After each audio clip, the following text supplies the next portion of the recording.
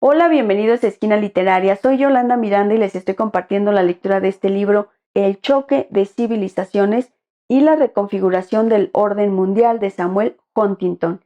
El día de hoy vamos a iniciar el capítulo número 2. Capítulo 2. Las civilizaciones en la historia y en la actualidad. La naturaleza de las civilizaciones. La historia humana es la historia de las civilizaciones. Es imposible pensar la evolución de la humanidad de otra forma. Su trama se extiende a través de sucesivas generaciones de civilizaciones, desde las antiguas sumeria y egipcia a la clásica y mesoamericana, a la occidental e islámica, y a través de las manifestaciones sucesivas de las civilizaciones china e hindú. A lo largo de la historia, las civilizaciones han proporcionado a la gente sus identificaciones más amplias.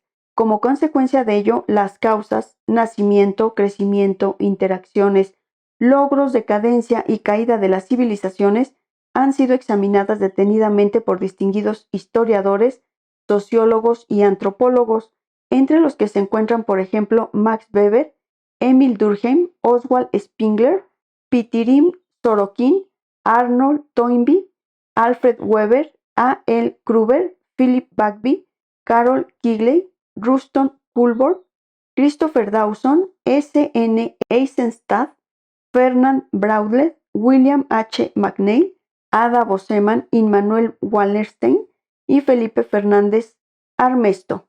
Estos y otros autores han producido un material bibliográfico voluminoso, erudito y refinado, dedicado al análisis comparativo de las civilizaciones. Las diferencias de perspectiva, metodología, enfoque y conceptos impregnan dicho material.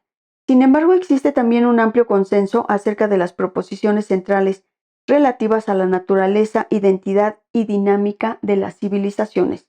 En primer lugar, se distingue entre civilización en singular y civilizaciones en plural.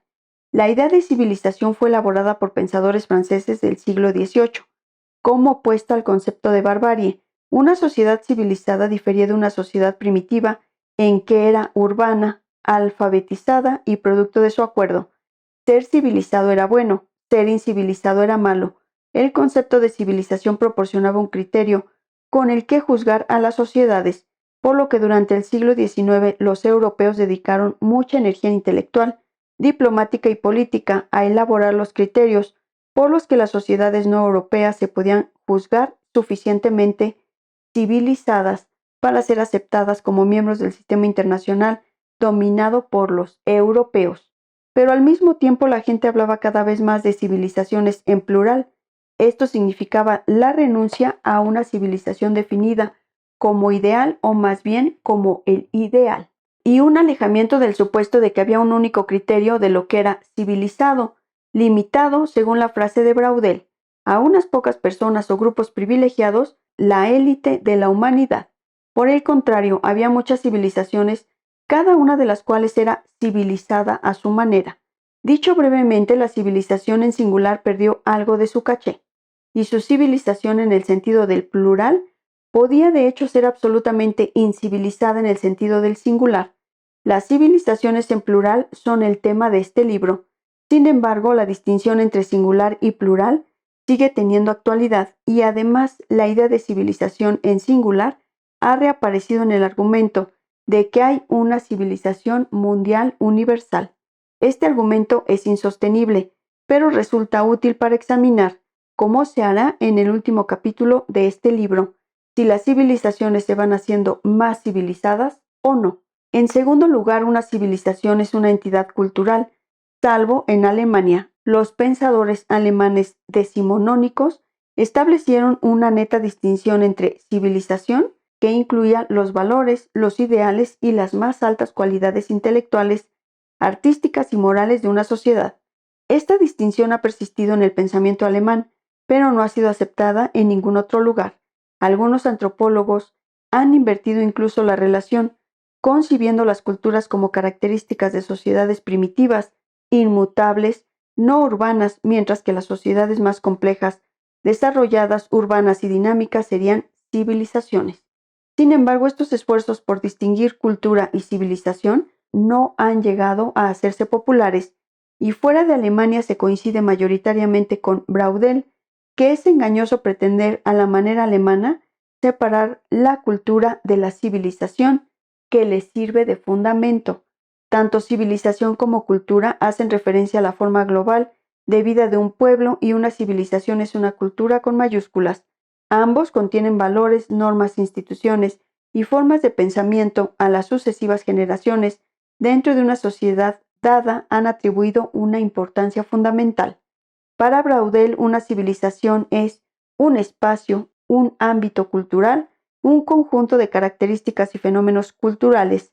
Wallerstein la define a su vez como una particular concatenación de cosmovisión, costumbres, estructuras y cultura, tanto cultura material como cultura superior, que forma una especie de todo histórico y que coexiste, aun cuando no siempre simultáneamente, con otras variedades de este fenómeno. Una civilización es, según Dawson, el producto de un proceso particular y original de creatividad cultural que es la obra de un pueblo concreto, mientras que para Durkheim y Mauss es una especie de medio ambiente moral que abarca un determinado número de naciones, siendo cada cultura nacional solo una forma particular del todo.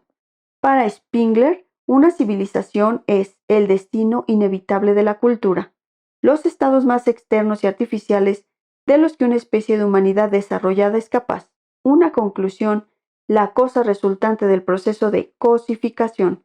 La cultura es el tema común de prácticamente todas las definiciones de civilización.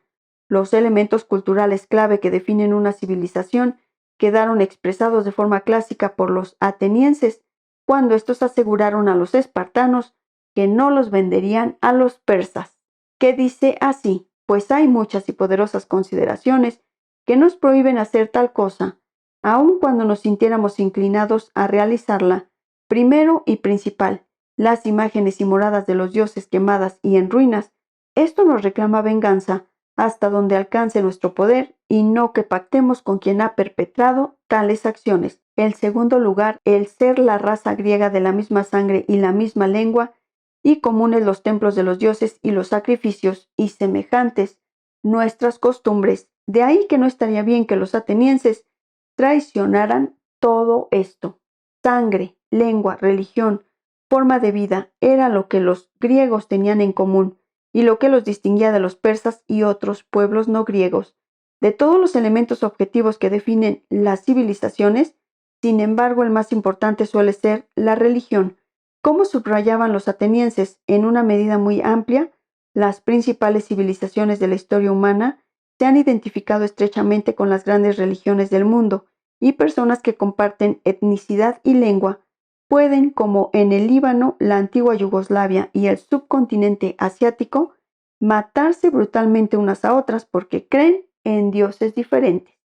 Existe una importante correspondencia entre la división de los seres humanos en civilizaciones merced a características culturales y su división por características físicas en razas. Sin embargo, civilización y raza no son lo mismo. Personas de la misma raza pueden estar profundamente divididas por la civilización. En particular, las grandes religiones con afán misionero, cristianismo e islam, abarcan sociedades de razas diversas. Las distinciones cruciales entre grupos humanos atañen a sus valores, creencias, instituciones y estructuras sociales, no a su talla física, la forma de su cabeza, ni el color de su piel. En tercer lugar, las civilizaciones son globales, esto es, ninguna de las unidades que las constituyen puede ser entendida plenamente sin hacer referencia a la civilización que las abarca. Las civilizaciones, decía Toynbee, engloban sin ser englobadas por otras. Una civilización es una totalidad. Las civilizaciones, dice Melko, poseen cierto grado de integración. Sus partes están definidas por su relación recíproca con el todo. Si la civilización está compuesta por estados, dichos estados tendrán más relación entre sí que con los estados extramuros de su civilización. Puede que se peleen más y establezcan con mayor frecuencia relaciones diplomáticas, serán más interdependientes económicamente, habrá corrientes estéticas y filosóficas omnipresentes. Espero que les esté gustando la lectura de este libro, El choque de civilizaciones y la reconfiguración del orden mundial, de Samuel Huntington. Los espero en el próximo video, vamos a continuar con este mismo tema. Muchas gracias por escucharme.